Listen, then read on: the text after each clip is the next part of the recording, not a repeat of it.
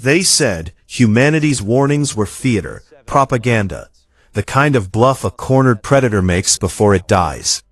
When Commander Jack Mercer stood before the Galactic Concordat and outlined exactly what would happen if they continued their campaign against human colonies, the assembled species laughed. Not nervous laughter, genuine amusement. The Vrexian diplomat called it endearing bravado. The Kelthara High Arbiter dismissed the broadcast before Mercer finished speaking.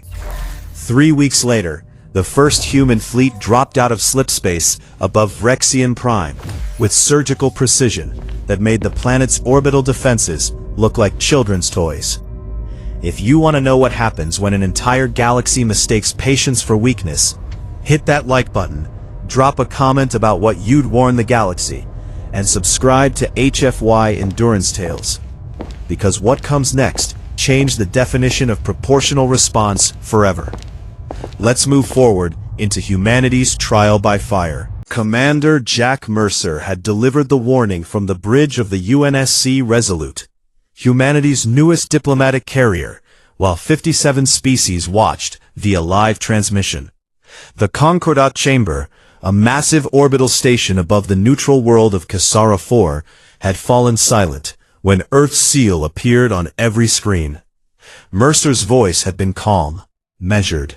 He'd outlined 3 specific violations. The seizure of the human colony on Arcturus 7 under false quarantine protocols. The accidental destruction of 2 civilian transports carrying 1,400 refugees. And the deployment of Vrexian shock troops to human mining stations in the outer reaches, despite explicit non-aggression treaties. Humanity requests immediate withdrawal, Mercer had said, his dark eyes fixed on the central podium where the Concordat's rotating leadership sat. Compensation for losses, and a formal investigation into what we believe are coordinated acts of aggression disguised as frontier skirmishes. He'd pause, letting the weight settle. If these conditions are not met within 30 standard days, humanity will consider itself released from all treaty obligations regarding proportional military response. The Vrexian ambassador, a hulking 6-limbed creature with obsidian carapace and mandibles that clicked when she spoke, had laughed first. A wet, chittering sound. The human threatens the Concordat? Bold. Your species has what, 12 colony worlds? We have thousands. Laughter rippled through the chamber. The Kelthara, elegant bipeds with translucent skin that pulsed with bioluminescent patterns, had been more diplomatic, but equally dismissive. Their representative, Lyra Kessin, had fixed Mercer with 4 silver eyes that reflected no light. Commander Mercer, the Concordat appreciates Earth's passion. But accusations require evidence. Frontier space is chaotic. Accidents happen. We have evidence, Mercer had replied. Transmission logs, tactical analysis, survivor testimony. Which your government has not shared with this body, Kessin said smoothly. Until such evidence is properly vetted, the Concordat cannot act on emotional appeals. That had been the line, the trap. Humanity had sent the evidence 3 weeks prior through official channels, channels the Concordat controlled, channels where data could be lost or under review indefinitely. Mercer had known then they weren't going to stop. The galaxy had decided humanity was a resource to be managed, not a power to be respected. The clock starts now. The transmission ended. Now, 29 days later, Mercer stood in the CIC, Combat Information Center of the Resolute, watching holographic displays track 17 human fleets moving into position across 11 sectors. Each fleet represented years of construction humanity had kept quiet. Shipyards hidden in asteroid belts and gas giant atmospheres. Resources diverted from civilian projects to build a war machine the galaxy didn't believe existed. Status, Mercer asked. Lieutenant Sarah Chen, his tactical officer, didn't look up from her console. Third Fleet is in position at the Vrexian shipyards. 6th and 9th are holding at the choke points near Kalthara space. Admiral Torres reports all fleets green and awaiting your mark. Civilian evacuation complete in all targeted zones. We broadcast final warnings 48 hours ago. Most species ignored them. The Talvek Confederacy pulled their people out. They're the only ones who took us seriously. Mercer nodded slowly. The Talvek were traitors, not warriors.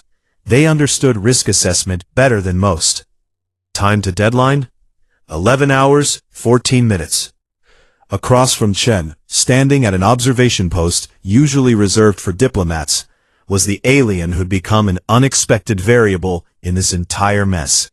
Lyra Kessin, the same Kalthara diplomat who'd dismissed him in the Concordat chamber, now stood aboard a human warship as something between a prisoner and a witness.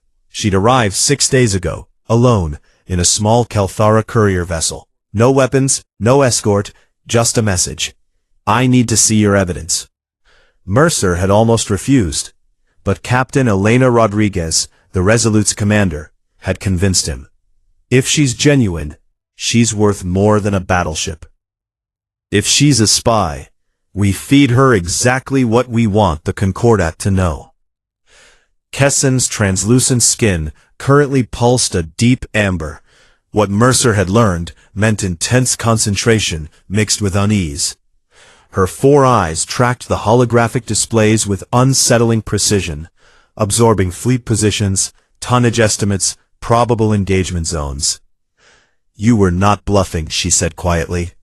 Her voice had a musical quality, each word carefully shaped by vocal cords that worked differently from human ones.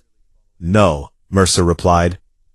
The Concordat believes you have, perhaps 20 capital ships, older models, pre-treaty designs. She gestured toward the displays. These readings indicate at least 300 modern warships, carriers, dreadnoughts, ships with energy signatures we cannot identify. 374, Chen corrected, without looking up. Plus support craft. Kessin's bioluminescence flickered. Surprise or fear, Mercer couldn't tell yet. How? The resource audits. We lied, Mercer said simply. For 30 years. Every audit, every treaty inspection, every transparency measure the Concordat demanded, we showed you exactly what we wanted you to see.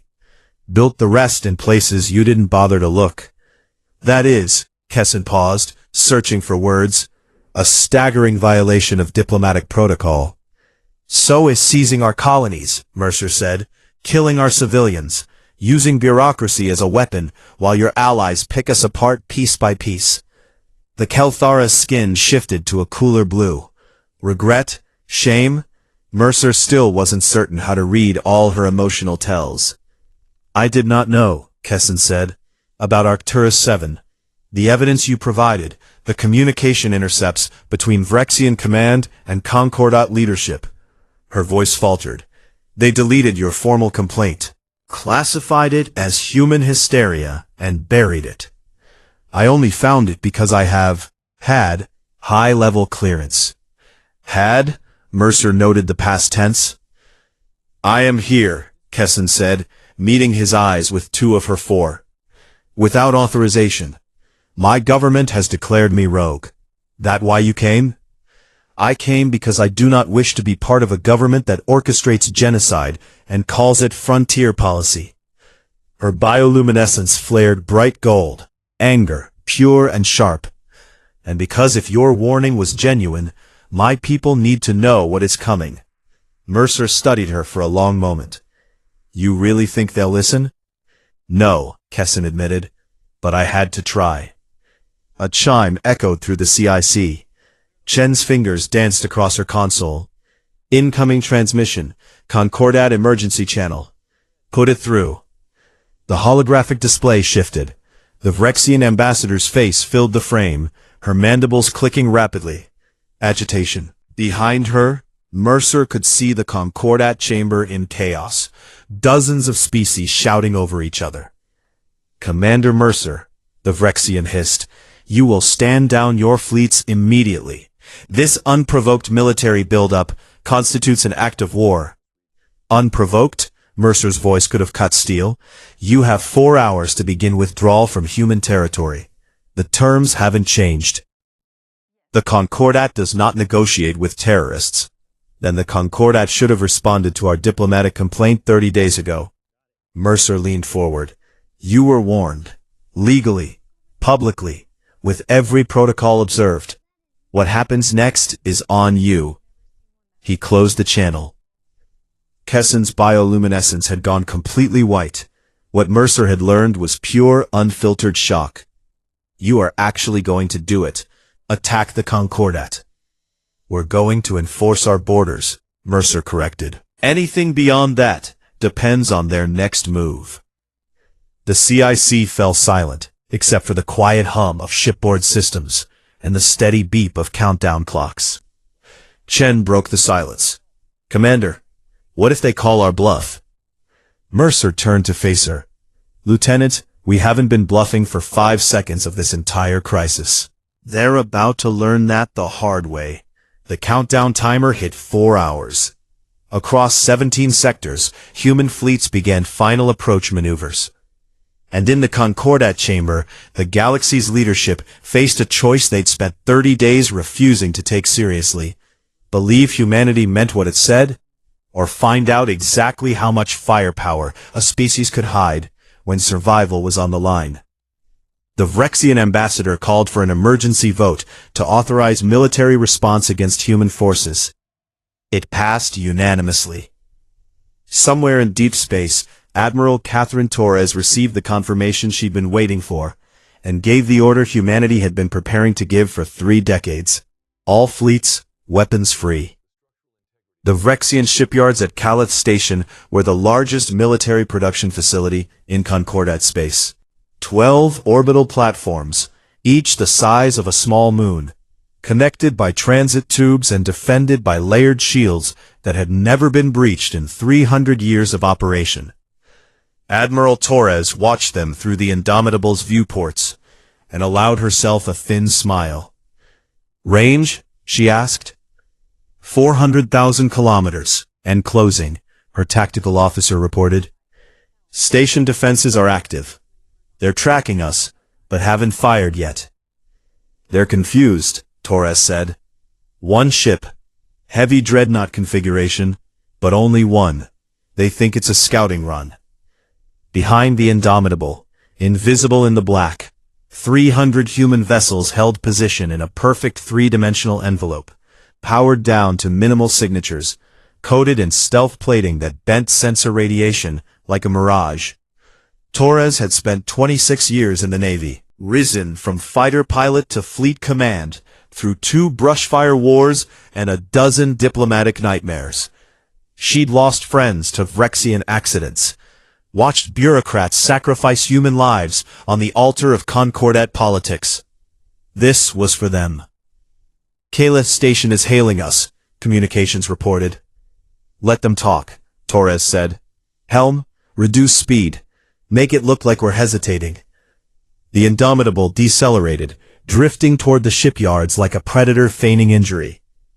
On Kalith Station's primary command platform, War Master Zarvik watched the approaching human vessel with a mix of irritation and contempt.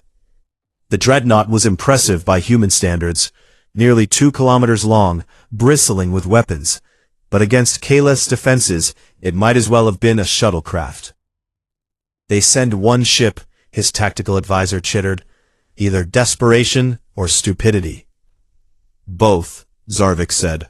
Disable, don't destroy. We'll parade the wreckage through Concordat space as a warning. The station's primary batteries swiveled, locking on. Firing solution acquired, War Master. Fire. 12 massive plasma lances erupted from the station's surface, converging on the Indomitable with mathematical precision. They struck shields that flared brilliant white and held. Zarvik's mandibles froze mid-click. Impossible. Those shield readings. Energy signature doesn't match human technology, his advisor said, voice tight with sudden fear. War Master, something's wrong. The Indomitable's bow split open. not damaged, designed to split. And from the gap emerged a weapon Zarvik had no name for. A focusing array that looked like a geometric flower made of crystalline spines, each spine beginning to glow with a light that hurt to look at directly.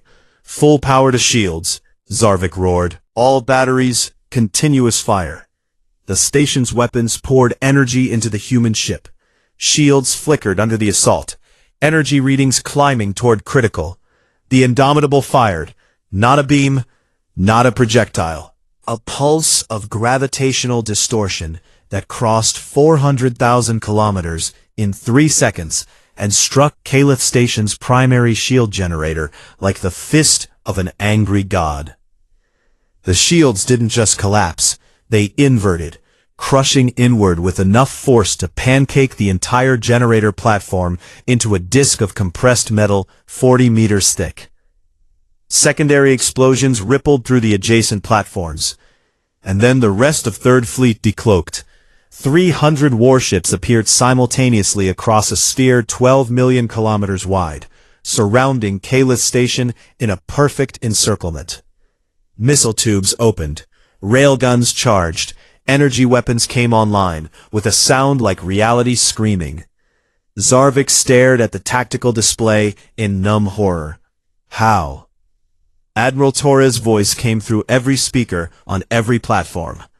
Caliph Station, this is Admiral Catherine Torres of the United Nations Space Command. You are in violation of human territorial sovereignty. You have 30 seconds to begin evacuation procedures and power down all offensive systems, or we will interpret continued resistance as hostile action. Zarvik's claws hovered over the firing controls. Pride warred with survival instinct. The Vrexian Empire did not surrender, did not bow to inferior species. War Master, his tactical advisor whispered. We are surrounded, outgunned. If we fight, we die with honor, Zarvik snarled. All batteries. A brilliant white star erupted from one of the outer platforms, a human warning shot that vaporized a maintenance hangar in a flash of superheated plasma. Torres' voice returned, colder now. 20 seconds. On the Resolute, Mercer watched the tactical feed in real time. Kessin stood beside him, her bioluminescence cycling through colors he'd never seen before, a physiological response to stimuli beyond her normal emotional range. They will not surrender, she said quietly. Vrexian honor culture, they would rather die. Then they die, Chen said from her console. Commander, Admiral Torres is requesting authorization for full engagement. Mercer's jaw tightened. 37,000 Vrexians worked on Caliph Station. Soldiers, yes. Officers and warship crews, but also engineers, technicians, maintenance staff who'd probably never even seen combat. Scan for civilian transponders, he said. Chen's fingers flew, detecting approximately 4,000 non-military personnel, mostly in the manufacturing sectors. 4,000 lives, collateral damage in a war humanity hadn't started, but was prepared to finish. Open a channel, Mercer said. All frequency broadcast. Civilian evacuation protocols. The Resolute's communications array pulsed. Across Caliph Station, every device capable of receiving transmissions lit up with the same message in 17 languages. Attention all civilian personnel. This is Commander Jack Mercer of the UNSC. You have 15 minutes to reach evacuation craft. Human forces will provide safe corridor exit vectors. This is your only warning. Repeat, 15 minutes to evacuate. Kessin's skin shifted to a soft violet. You're giving them a chance? We're not monsters, Mercer said. 10 seconds, Torres. On Caliph, Zarvik listened to the human transmission with something approaching disbelief. They were offering safe passage to civilians in the middle of a military engagement. It was incomprehensible. Weakness. Or a trap. War Master, his tactical advisor said urgently. Civilian craft are launching. Hundreds of them. They're fleeing. Cowards, Zarvik spat. But his claws moved away from the firing controls. Not from mercy, from calculation. Every civilian that fled was one less mouth to worry about. One less variable in the coming battle. He could fight more effectively without them. Let them go, he said. And as soon as they clear the station, open fire on the human fleet. Maximum intensity. The countdown hit 0. Kalet Station's remaining weapons blazed to life. Dozens of plasma lances and missile salvos targeting the nearest human ships in a coordinated barrage that should have overwhelmed any defensive screen. Admiral Torres watched the incoming fire with professional detachment. Point defense, she said calmly. Third Fleet's defensive grid activated. Thousands of micro-railguns and laser clusters swept space, intercepting projectiles with such precision that not a single missile reached its target.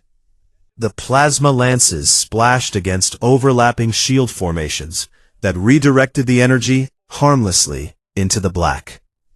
Their turn, Torres said. All ships, surgical strikes, weapons platforms only. Leave the manufacturing sectors intact. What followed wasn't a battle. It was a demonstration. Human warships moved with choreographed precision, each vessel targeting specific nodes in Kalet's defensive network.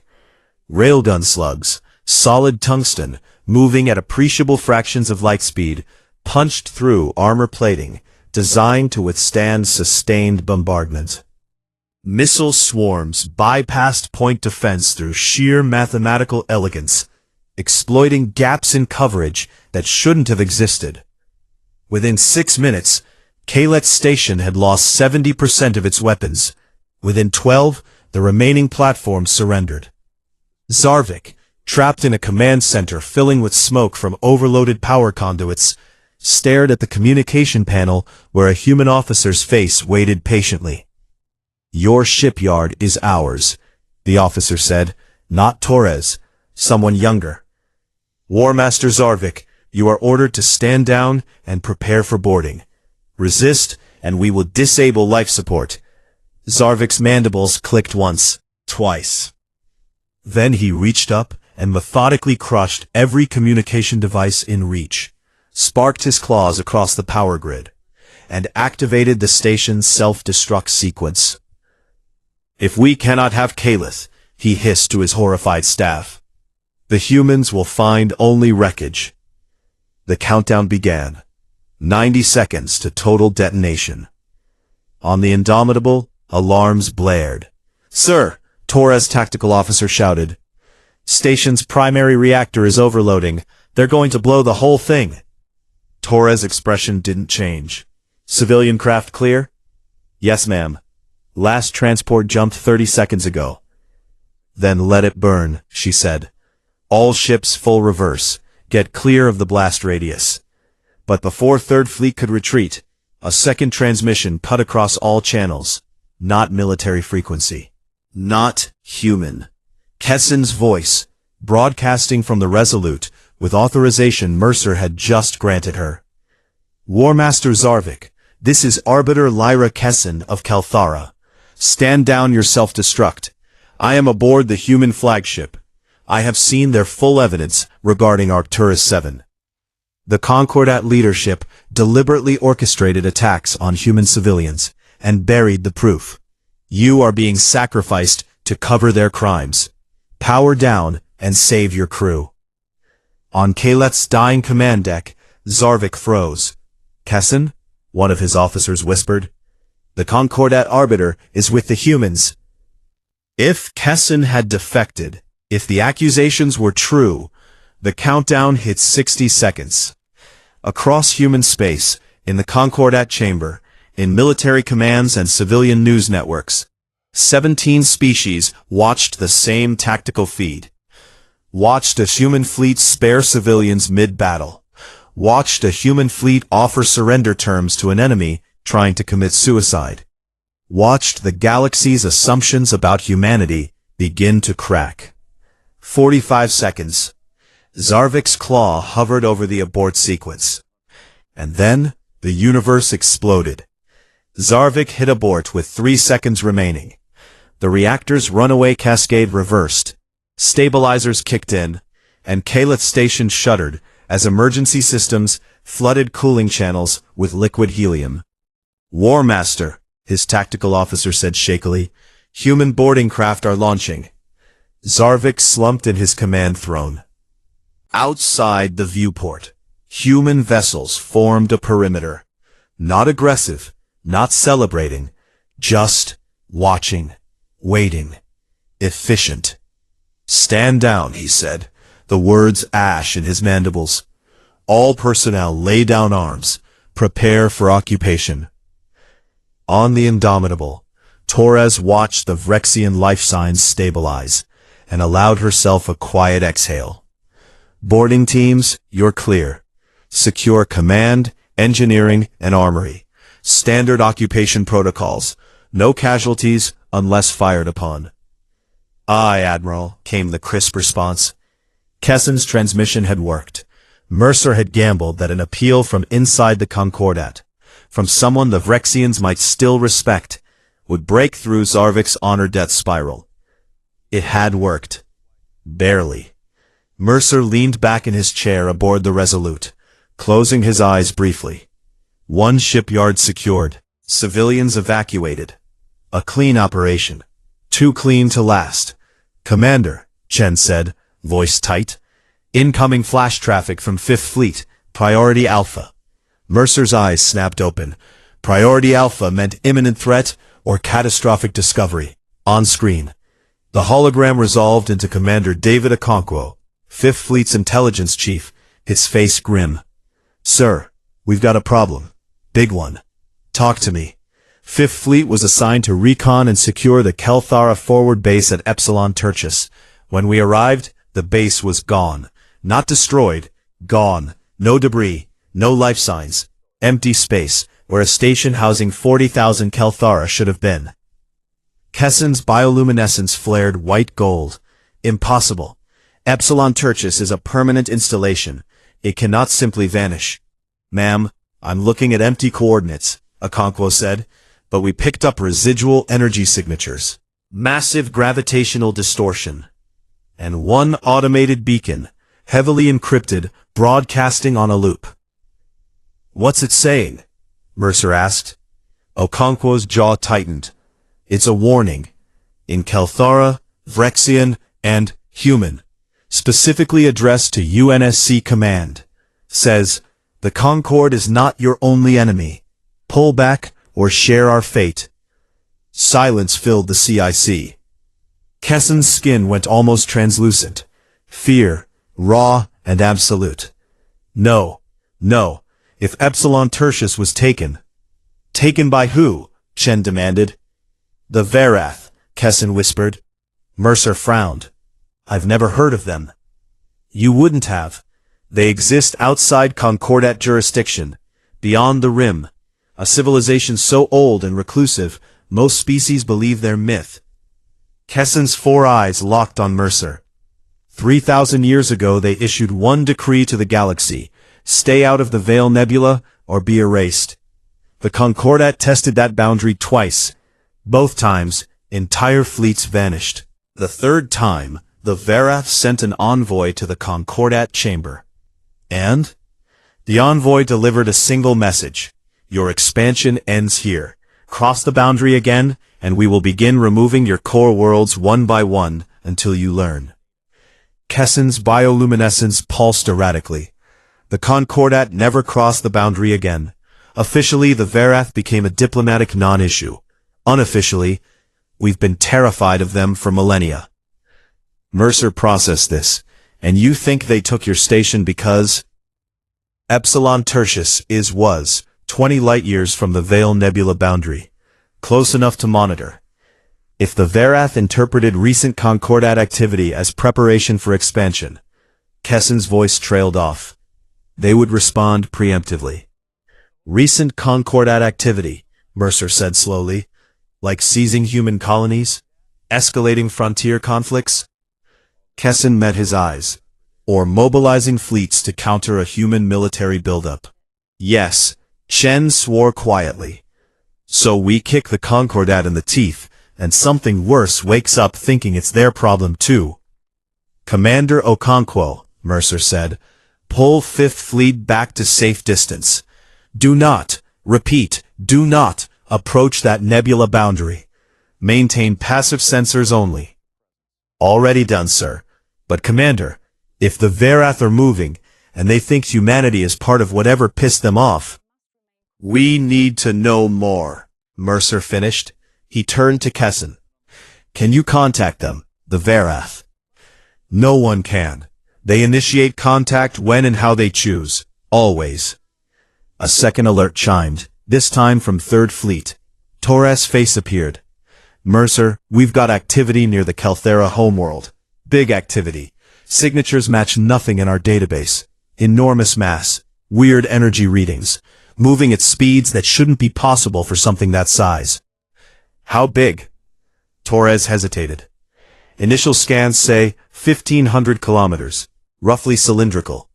It just dropped out of whatever FTL method it uses and is holding position at the edge of the Calthera system.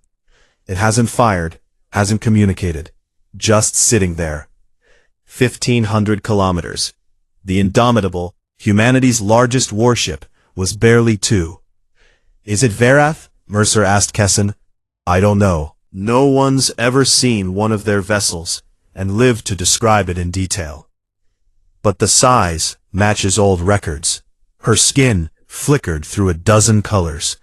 Commander, if they've come for the Calthara homeworld, 6 billion people live there. My family lives there. For the first time since boarding the Resolute, Kesson's composure cracked. Her voice trembled. I need to contact them. Warn them. Something. Mercer made the decision in 2 seconds. Chen, patch Arbiter Kesson into our diplomatic channel. Route through Third Fleet to minimize transmission lag. Kesson, you get one chance. Make it count. Kesson nodded jerkily and moved to the communications console. Mercer turned back to the tactical display, watching as new data flooded in from multiple fleets. Sixth Fleet reported unusual energy surges near the Vrexian core worlds. Ninth Fleet detected gravitational anomalies along major trade routes. Whatever was happening, it was happening everywhere at once. Sir, Chen said quietly, if this gets worse, if we're about to get caught in a war between the Concordat and something like the Verath, then we finish what we started with the Concordat fast, negotiate a ceasefire, and figure out who the hell else is on this board, Mercer said. One crisis at a time. Kesson's voice, shaking but determined, filled the CIC. This is Arbiter Lyra Kesson of Calthara, speaking to the unidentified vessel at the edge of our star system. I am currently aboard a human warship, acting as independent observer to the current conflict. I formally request communication under ancient protocols of neutral parley. We do not seek confrontation. We seek understanding. Silence. 30 seconds. A minute. 2. And then a response. Not audio. Not text. A presence in the neural interfaces of every human ship in range.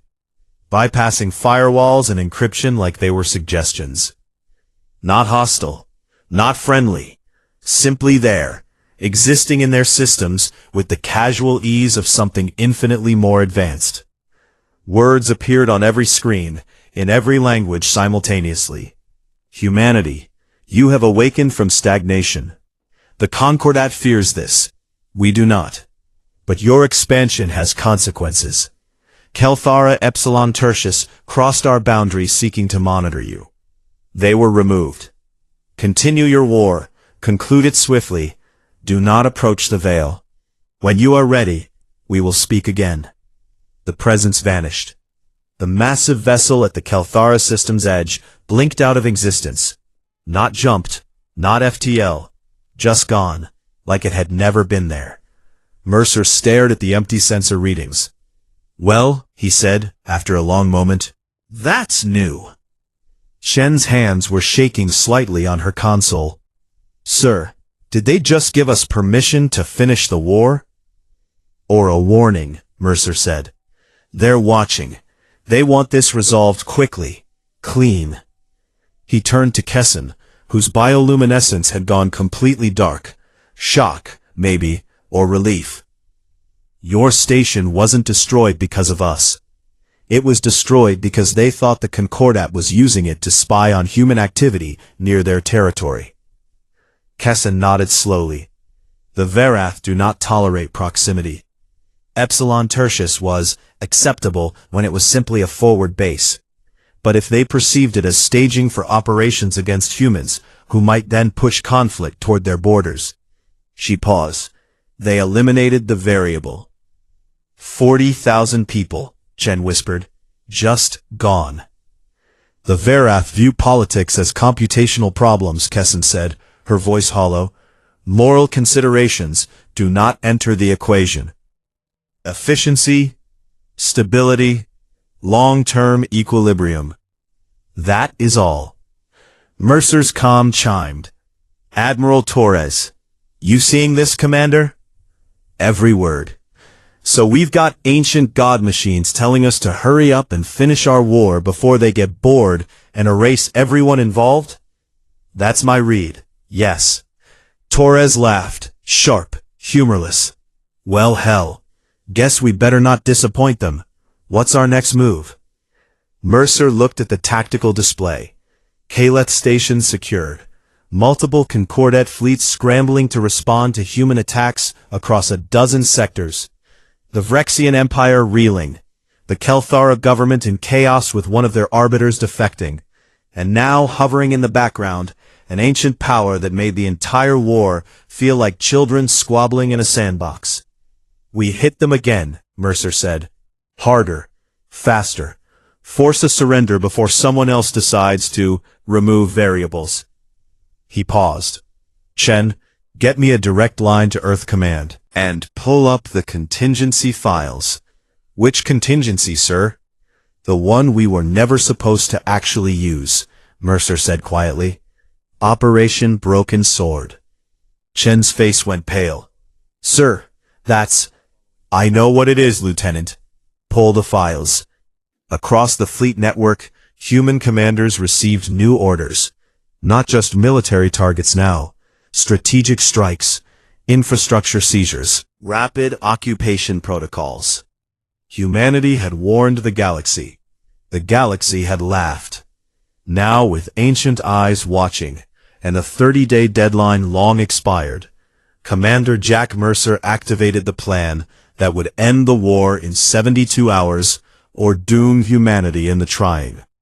And in the Concordat chamber, as reports of Kaleth's fall and Epsilon Tertius's disappearance reached the assembly, the real panic began. Operation Broken Sword had a simple premise. Decapitate Concordat military capacity in one coordinated strike across 15 systems simultaneously, forcing immediate capitulation before they could mount organized resistance. On paper, it was elegant. In practice, it required every human fleet to execute perfect timing against targets they'd spent 3 decades mapping in secret. 72 hours. That was the operational window. After that, the Concordat would adapt, regroup, and turn the conflict into a grinding war of attrition humanity couldn't win. Mercer stood in the resolute CIC, watching countdown clocks for 9 separate engagements tick down in sync. Chen coordinated communications. Rodriguez managed fleet positioning. Kessin observed from her station. Bioluminescence a muted gray. Resignation mixed with something that might have been hope. Status on target packages, Mercer asked. 7th Fleet is in position at the Vrexian core shipyards, Chen reported. 10th Fleet confirms insertion at Kelthara military headquarters. 4th Fleet has visual on the Talvek. Wait, Talvek are signaling surrender. Transmitting full access codes to their defensive grid. Smart, Rodriguez muttered. They read the room. 2nd and 11th Fleets are engaging Concordat defensive platforms at Junction Station, Chen continued. Heavy resistance, but within projected parameters. 1st Fleet reports. Alarms shrieked. Contact, Tactical shouted. Multiple vessels dropping out of FTL, bearing 273 Mark 15. Configuration matches Concordat strike carriers. 36 capital ships. Escort screen in the hundreds. Mercer's stomach dropped. How the hell did they get here? Unknown, sir. Our scouts should have detected. Incoming transmission. Communications cut in. From the lead carrier. Commander, it's High Arbiter Velmon, the Concordat's supreme military commander. On screen. The hologram resolved into a figure Mercer had only seen in intelligence briefings. Velmon was Kelthara, like Kessin but older. His translucent skin had taken on the faint opacity of advanced age, and 3 of his 4 eyes bore cybernetic replacements that glowed with cold blue light. Commander Mercer, Velmon said, his voice carrying none of Kessin's musical quality, just flat, tired authority. You have committed acts of war against 6 Concordat member states, destroyed military assets worth trillions, occupied sovereign territory. This ends now. You were warned, Mercer said. Legally, publicly, with evidence and deadline. You chose to ignore it. Evidence can be fabricated. Deadlines are political theater. We did not believe. Velmon stopped himself. It no longer matters what we believed. Surrender your fleet. Return occupied territories. Submit to Concordat Tribunal. Do this, and humanity will be granted probationary member status with full legal protections. After you killed our people and stole our worlds, you want us to surrender for the privilege of joining your club? Velmon's cybernetic eyes flickered. The alternative is total war. My fleet alone outnumbers your vessels here 3-1. Behind me, 90 more battle groups are mobilizing. The full weight of 73 civilizations. You cannot win this. Mercer glanced at Chen. She shook her head slightly. Scans confirmed Velmon wasn't bluffing about fleet strength. You have 60 seconds to respond, Velmon said. Kessin stepped forward. Velmon, it's Lyra. The High Arbiter's expression, what could be read through alien features, shifted. Surprise, anger. Arbiter Kessin, you dishonor yourself and our people by collaborating with... I dishonor myself? Kessin's bioluminescence flared, brilliant gold. I found the deleted files, Velmon. The real communication from Arcturus 7. The orders to Vrexian forces. The directives from Concordat leadership to manufacture incidents that would justify human containment. Her voice cracked. 4,600 humans died, and you buried the evidence. Called their complaint hysteria. You made this war inevitable. Those decisions were above both our authorities. Then we serve monsters, Kessin said. We serve order, Velmon snapped. Humanity was expanding too quickly, claiming resources, developing weapons technology without oversight. They had to be managed before they became a threat. So you murdered them preemptively, Mercer said quietly, and now you're surprised they fought back. 30 seconds, Velmon said, ignoring him. Surrender or be destroyed. Mercer's mind raced. 3-1 odds. Reinforcements days away. Operation Broken Sword required every fleet committed to their targets. Pull them back now, and the entire strategy collapsed. But if he fought here, the Resolute and its escort group would be annihilated. Unless, Chen, Mercer said quietly, are the Verath still monitoring human fleet activity? Impossible to confirm, sir, but given their earlier message, probably. Insane plan. Desperate plan. Maybe the only plan. Open a channel, Mercer said. All frequencies. Maximum broadcast strength. Directed at the Veil Nebula. Chen's eyes widened. Sir, do it. The channel opened. Mercer took a breath. This is Commander Jack Mercer of the United Nations Space Command, transmitting to Verath monitoring stations. You told us to conclude our war swiftly. We are attempting to do exactly that. The Concordat is now deploying overwhelming force to prevent resolution. We formally request clarification. Did you mean what you said, or was it simply observation? Silence. Velmon's expression was unreadable. What are you doing? Calling a higher authority, Mercer said. 5 seconds. 10. 15. And then space tore. Not a jump. Not FTL emergence. Reality simply split open like fabric, and through the wound stepped something that made every sensor on every ship scream in protest. Smaller than the vessel at Kelthara, only 300 kilometers, but its presence felt heavier, denser, like gravity itself bent around it in worship.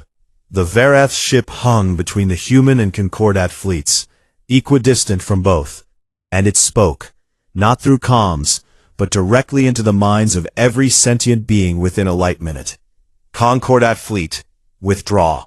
Humanity was instructed to conclude this conflict quickly. You interfere with that instruction. This is unacceptable. Velmon's skin went completely transparent with shock. You cannot. The Concordat has sovereignty. You have sovereignty within boundaries we permit. You currently exceed those boundaries. Withdraw. Immediately. We have 90 battle groups. You have 90 targets. Withdraw. The cold, absolute certainty in that statement made Mercer's blood run cold. No threat, no posturing, just fact, delivered with the weight of geological ages. Velmon stared at the Varath vessel. His cybernetic eyes dimmed. I must consult with Concordat leadership. You have no time for consultation. The human fleet will resume its operation. You will not interfere. If you attempt to interfere, we will remove your fleet, your reinforcements, and then the core worlds that gave the orders. Choose now. 36 Concordat capital ships hung in space, weapons armed, shields at maximum, against one Varath vessel that had just casually threatened to erase entire civilizations. Velmon's voice, when he spoke, sounded ancient. All ships, stand down. Begin withdrawal to rally point Gamma 7. High Arbiter, one of his subordinates began. Now, Velmon said. The Concordat fleet turned and jumped. The Varath vessel regarded the Resolute for 3 seconds. Continue, it said, and vanished. The CIC was silent enough to hear atmospheric recyclers.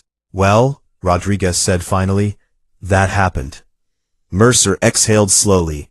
Chen, status on Operation Broken Sword. All fleets report green. Targets acquired. Standing by for your mark.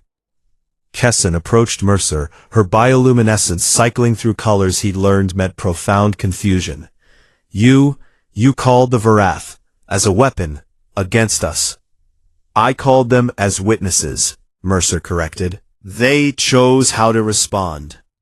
They chose to threaten the annihilation of my entire civilization. They chose to enforce the terms they set earlier. Resolve this fast, or they'll resolve it for us. Mercer met her eyes. I didn't make your leadership start this war. I didn't make them ignore our warnings. And I didn't make the Varath decide that galactic stability matters more than Concordat sovereignty. Kessin was quiet for a long moment. You are terrifying. Your entire species is terrifying. Not because of your weapons, because of how you think. We adapt, Mercer said. It's what we do. Commander, Chen said urgently. Incoming transmission. Concordat chamber. Emergency session. They're requesting negotiations. Mercer felt the weight of 72 hours of planning shift. Terms? None offered. Just a request for talks. Immediate ceasefire pending discussion. They're stalling, Rodriguez said. Buying time to regroup. Or they're genuinely scared, Kessin said quietly. The Varath have never intervened in Concordat affairs. Never taken sides. For them to openly threaten our fleets? She paused. Velmon will report this. Concordat leadership will panic. They will realize they are not the apex power they believe themselves to be. Mercer considered. Operation Broken Sword would work. Inflict catastrophic damage. Force surrender through overwhelming shock and awe. But with casualties in the millions. Infrastructure destroyed. Wounds that would fester for generations. or he could negotiate from a position of absolute strength with the implicit backing of something the entire galaxy feared. All fleets, Mercer said, hold current positions, maintain combat readiness, but do not initiate unless fired upon. He turned to communications. Accept the Concordat's negotiation request. Transmit coordinates for neutral ground. And make sure they understand. We're not suspending Operation Broken Sword. We're pausing it. They've got 12 hours to convince me they're negotiating in good faith. The orders went out. Across 15 systems, human fleets held their fire. And in the Concordat chamber, 73 civilizations faced the reality that their 1,000-year dominance had just been challenged by an upstart species they dismissed as irrelevant, and backed by ancient powers that made their entire political structure look like a child's game. High Arbiter Valmond transmitted his report to Concordat leadership with one additional note in his personal log. We have gravely miscalculated. Humanity is not the threat. They are the spark.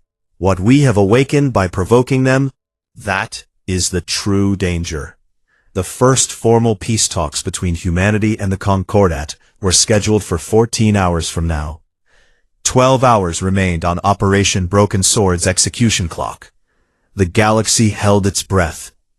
The neutral ground chosen for negotiations was Anchor Station, an independent trading post that belonged to no government, located at the intersection of 9 major jump routes.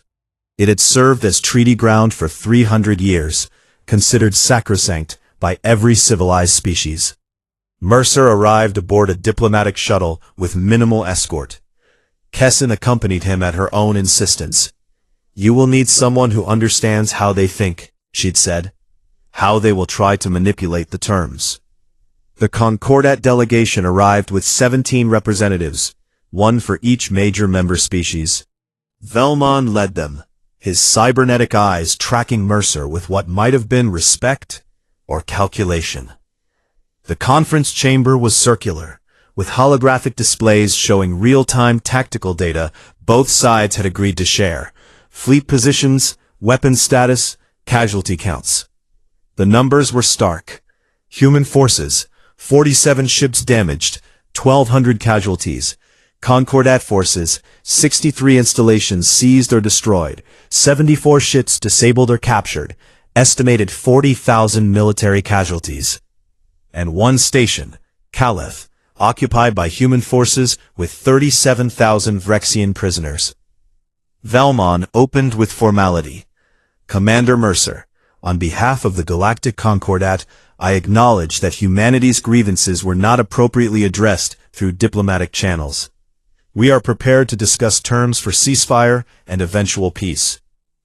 Then let's start with accountability, Mercer said. Concordat leadership deliberately orchestrated attacks on human civilians at Arcturus 7, falsified reports, and suppressed evidence.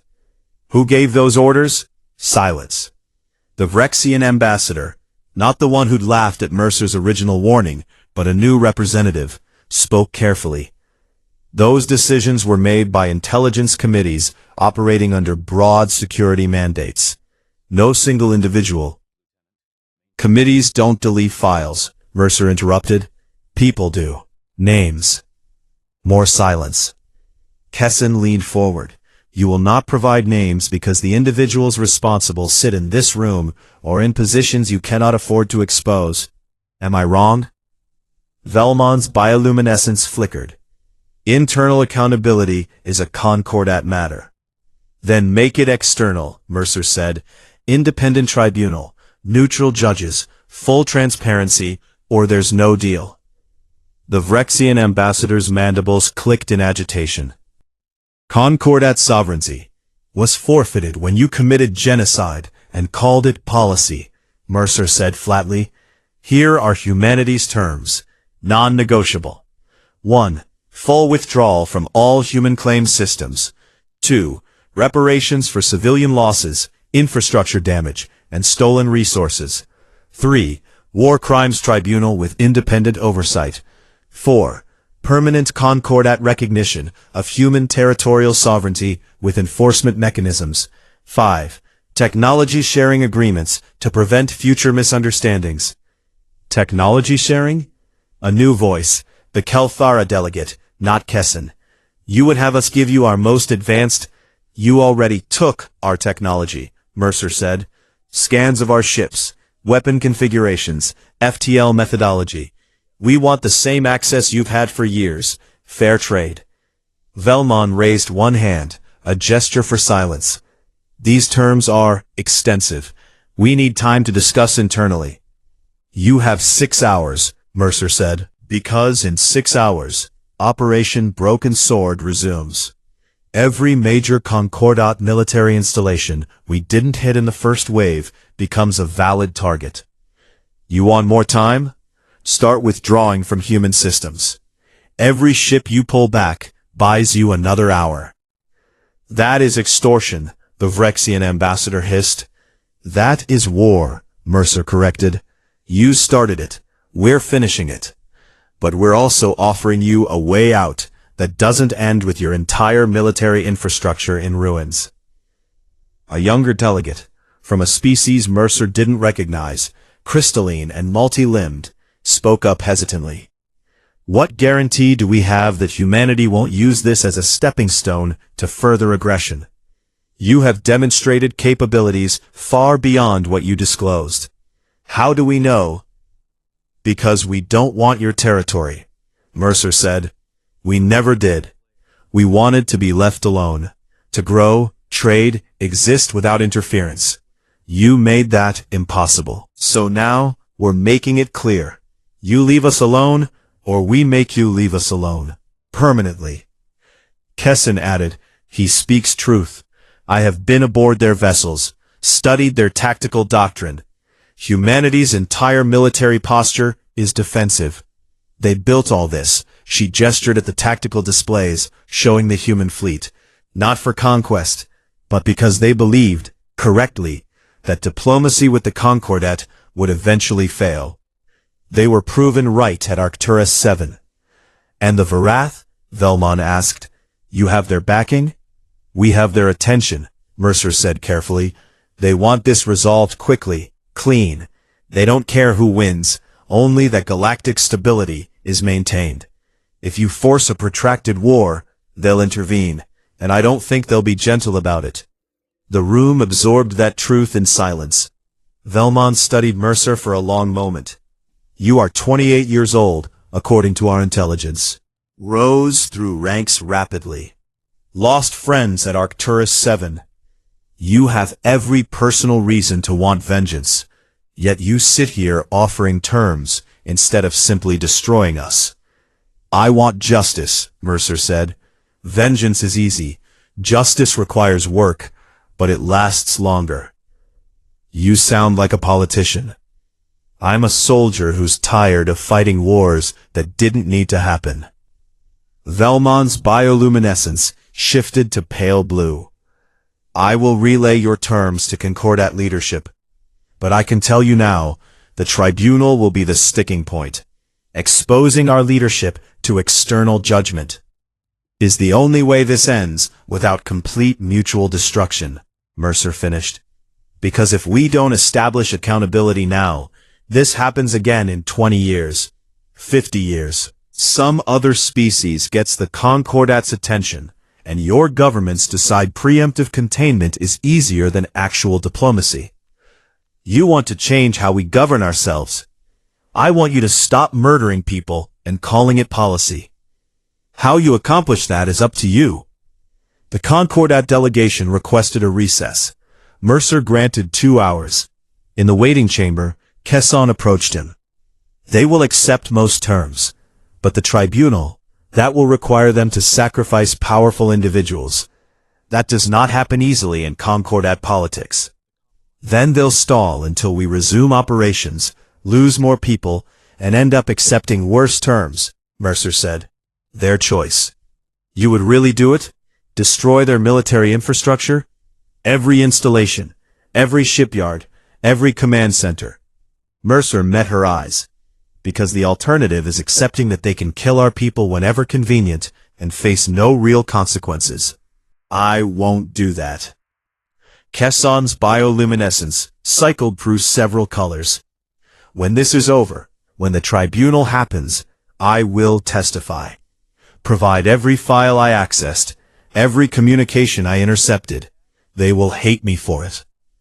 They already hate you for defecting. Yes, but this will be different. This will be permanent. She paused. I will never be able to go home. Mercer considered his next words carefully. Home is where you're not complicit in genocide. Sounds like you already left. Humans have a strange way of offering comfort. We're a strange species. An hour and 40 minutes later, the Concordat delegation returned. Velmon spoke formally. We accept your terms with 3 modifications. 1. The tribunal will be conducted jointly by Concordat and human judges, with Verath oversight if they consent. 2. Reparations will be paid over 20 years, not immediately. 3. Technology sharing will be mutual and staged, with verification protocols. What about accountability? Names? Velmon's expression was unreadable. 7 high-ranking officials will stand trial, including, he paused, 3 members of the Concordat Supreme Council. Their names and charges will be made public within 24 hours. Mercer hadn't expected that. The Supreme Council? You're sacrificing your own leadership? We are excising a cancer, Velmon said quietly. This war revealed fractures we can no longer ignore. If we are to move forward, both with humanity and as a stable governance structure, we must demonstrate that no one is above accountability. It was more than Mercer had hoped for. Then we have a deal, he said. Pending verification of withdrawal from human systems. Withdrawal begins immediately. Velmon transmitted orders in real time. Across the tactical displays, Concordat fleets started repositioning, pulling back from human-claimed territory. Commander, Shen's voice came through Mercer's comm. Confirming Concordat fleet movements. They're actually doing it. Acknowledged. All fleets stand down. Operation Broken Sword is suspended pending treaty formalization. The war that had lasted 32 days ended not with a final battle, but with signatures on digital documents and the slow, careful work of de-escalation. But as the Concordat delegation departed, Velmon paused at the airlock. Commander, a personal question. Go ahead. When you contacted the Verath, asked them to intervene, were you certain they would side with you? Mercer smiled slightly. No, I was certain they'd side with whoever was trying to end the conflict fastest. I just made sure that was us. You gambled with your entire species. I gambled that ancient beings who value stability would prefer a quick resolution to a messy, protracted war. Turned out I was right. Mercer's smile faded. But if I'd been wrong, we were ready to die fighting. Never doubt that. Velmon's cybernetic eyes flickered. I do not doubt it. That is why we surrendered. The Concordat delegation left. Mercer returned to the Resolute to the sound of restrained celebration. Crew members who'd been holding their breath for days, finally exhaling, realizing they might actually survive this. But in his private quarters, Mercer sat alone with a bottle of whiskey he'd been saving, and thought about the 47 human ships damaged, the 1,200 casualties, the thousands of Concordat soldiers who'd died because their leadership had chosen pride over peace. War was over.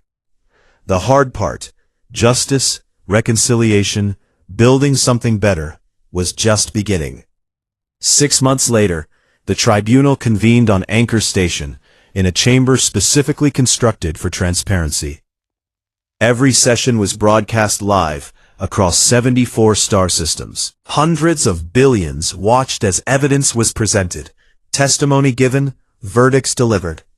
3 Concordat Supreme Council members were found guilty of conspiracy to commit genocide, falsification of diplomatic records, and unlawful military aggression. Their sentences, permanent exile and stripped authority. Their names recorded in galactic record as cautionary examples. 4 intelligence officials received similar verdicts. War Master Zarvik, who tried to destroy Kaleth Station rather than surrender, was acquitted of war crimes, but found guilty of disobeying ceasefire protocols. He served 3 years in human custody, then returned to Vrexian space quietly. High Arbiter Velmon, surprisingly, faced no charges. His role had been military response to an active conflict, not its initiation. But he resigned his position voluntarily, stating publicly, "I failed to question orders I should have known were unlawful. That failure cost lives. I will spend my remaining years ensuring it does not happen again." He became an advisor to the new Concordat Human Joint Council, helping redesign governance structures to prevent future atrocities. Kessin testified for 47 hours across 9 sessions. Her evidence, the deleted files, the communication intercepts, the systematic suppression of human complaints, became the backbone of the prosecution's case. When asked why she defected, she gave a simple answer. "Because I realized my government valued control more than truth. And without truth, there can be no justice." She never returned to Kelthara. Instead, she accepted a position with the Earth Diplomatic Corps, serving as chief liaison to Concordat affairs. Her unique perspective, understanding both human and Concordat thinking, made her invaluable in the difficult work of rebuilding trust. Commander Jack Mercer was promoted to Admiral, given command of the newly formed Joint Defense Fleet, a combined force of human and allied vessels tasked with maintaining stability in frontier regions. The fleet's charter explicitly prohibited offensive operations without unanimous council approval.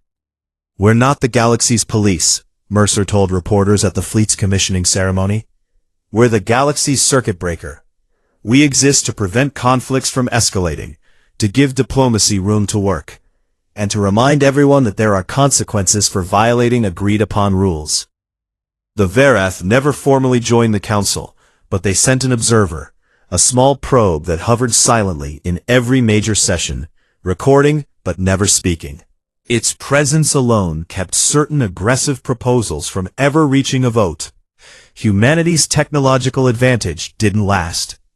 The required technology sharing meant the Concordat gained access to human FTL refinements, weapon systems, and manufacturing techniques. In return, humanity acquired centuries of Concordat knowledge in biotechnology, material science, and energy generation. The exchange made both sides stronger. More importantly, it created interdependence. Human ships now carried Concordat-designed medical facilities. Concordat stations used human-built defensive grids. Sabotaging each other became sabotaging yourselves. Economic integration followed military cooperation. Trade agreements, joint research initiatives, cultural exchanges. 5 years after the war, the first human Concordat colony was established on a frontier world. Volunteers from 17 species, building something new, together.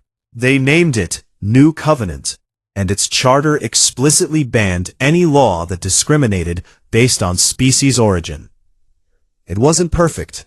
Tensions remained, old grudges, families who'd lost loved ones in the war and couldn't forgive, politicians who saw cooperation as weakness.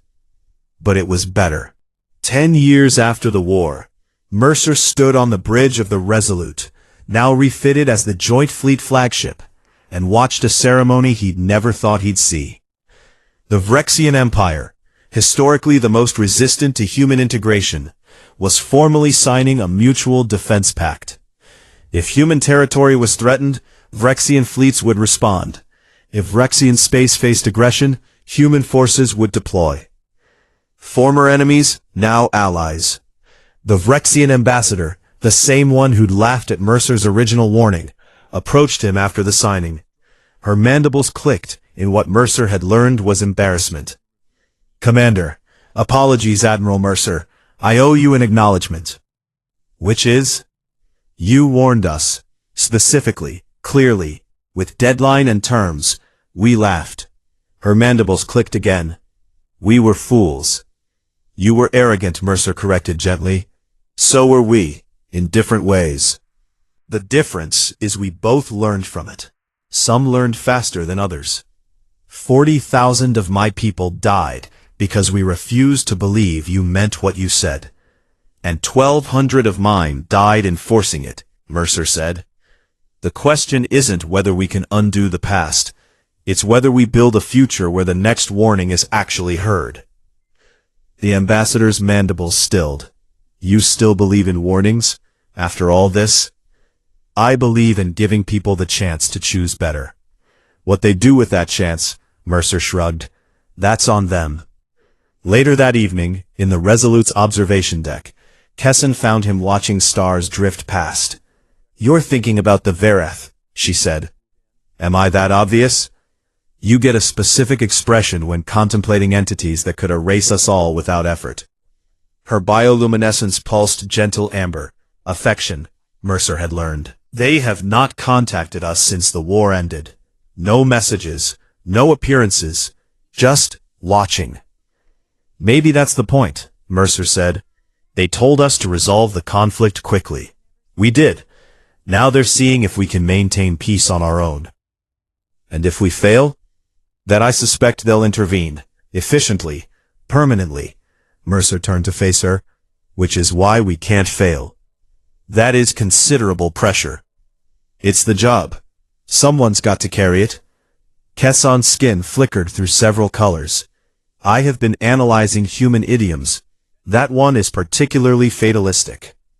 Welcome to humanity. I have been here for 10 years. Then you should know better by now. She laughed, a sound like wind chimes, still strange to human ears, but familiar now. Comfortable. Jack, she said, using his first name, which she rarely did. Do you think it will last? This peace? Out in the dark, human ships patrolled alongside Vrexian destroyers and Kelthara science vessels. Former enemies coordinating patrols, sharing sensor data, occasionally gathering in station lounges to share incompatible foods and compare war stories.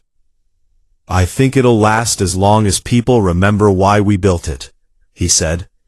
As long as every generation understands what came before, what it cost, and why we can't go back.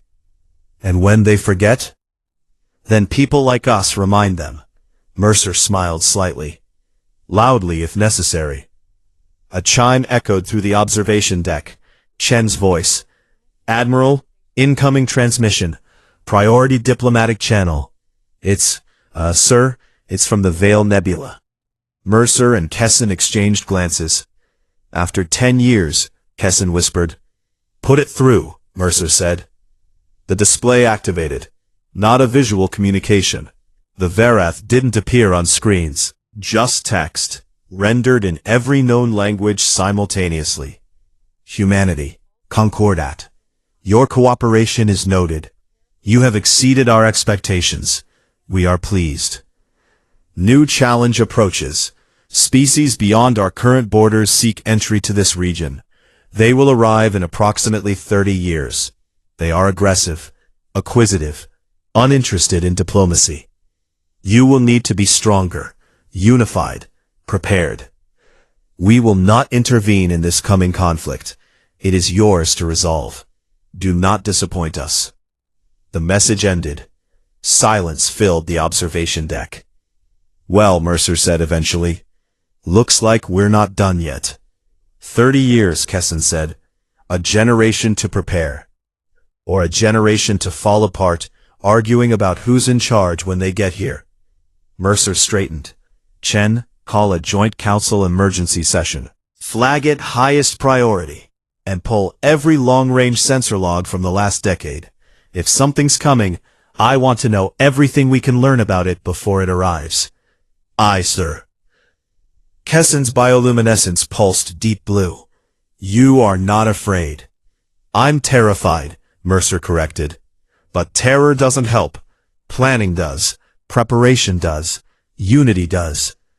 The same approach you took to the Concordat. The same approach humanity's taken to every existential threat. Acknowledge it, analyze it, and adapt faster than it expects. Mercer managed a grim smile. Worked once, might work again. And if this new species is more advanced than the Concordat, more dangerous, then we'll be more prepared than we were last time. Because now we're not alone. We've got 73 civilizations worth of knowledge, resources, and experience. The Concordat learned we weren't bluffing. This new threat will learn the same lesson. Kesson studied him for a moment. You realize that message from the Verath was a test. Obviously. They could have simply told us when this threat would arrive and left us to scramble. Instead, they gave us 3 decades warning, time to prepare. Unity through shared danger. Or, Mercer said quietly, time to fall apart arguing about the threat until it's too late to stop it. Can we maintain cooperation when there's time to second-guess ourselves? Can we? Ask me in 30 years, but privately, watching the stars and thinking about the long road from war to peace to this new uncertainty, Mercer felt something unexpected. Hope. Because humanity had faced the galaxy's contempt and survived. Had stood before powers that could erase civilizations and refused to blink. Had built alliances from the ashes of conflict and made them work, despite every reason they shouldn't. Whatever was coming, they wouldn't face it alone. And they'd already proven, loudly, clearly, with overwhelming evidence, that underestimating them was a mistake. The galaxy had laughed at humanity's warning once. They wouldn't make that mistake again. Thanks for sticking with this story all the way through. If you enjoyed this journey through humanity's trial by fire and want to see more stories like this, drop a comment about what you'd like to see next. Maybe humanity's preparation for the coming threat, or stories from other civilizations' perspectives. And if you haven't already, hit that share button to spread the word. Here at HFY Endurance Tales, we're just getting started. Until next time, stay strong, stay curious, and remember, the best warnings are the ones you actually listen to.